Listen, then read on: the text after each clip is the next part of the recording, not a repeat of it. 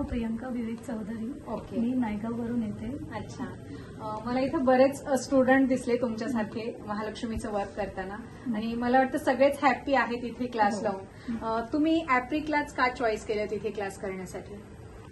ॲप्रिकमध्ये जास्त म्हणजे शिकवलं पण छान जातं, प्लस फिनिशिंगवर जास्त कॉन्सन्ट्रेट केलं जातं. अच्छा. फिनिशिंग जेव्हा छान येते तो ब्लाऊजला लुक पण येतं. राईट. मग ते त्यांची स्ट्रॅटेजी की फिनिशिंग चांगली आलीच पाहिजे. मॅडम सारख्या बोलतात फिनिशिंगवर लक्ष द्या, फिनिशिंगवर लक्ष द्या. अच्छा. म्हणजे लक्ष जास्त देतात वर्क करण्याकडे, शिकवण्याकडे.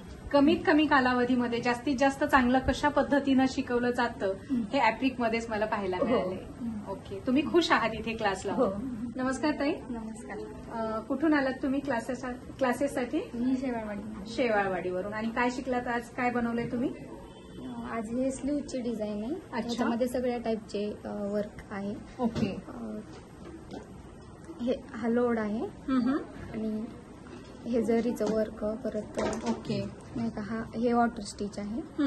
आणि हे थोडंसं नेट टाईप दिसतं, हे काय? हा फलिसा.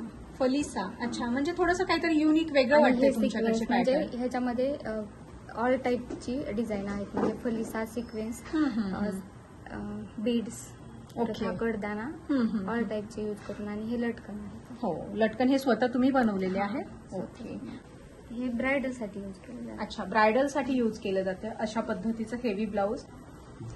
हे अँकर थ्रेडचं वर्क आहे. अच्छा. Thread work.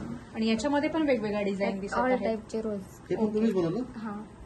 अच्छा. आणखी काय काय बनवलंय तुम्ही? आणखी हे ग्लास वर्क. अच्छा. Mirror work. हा.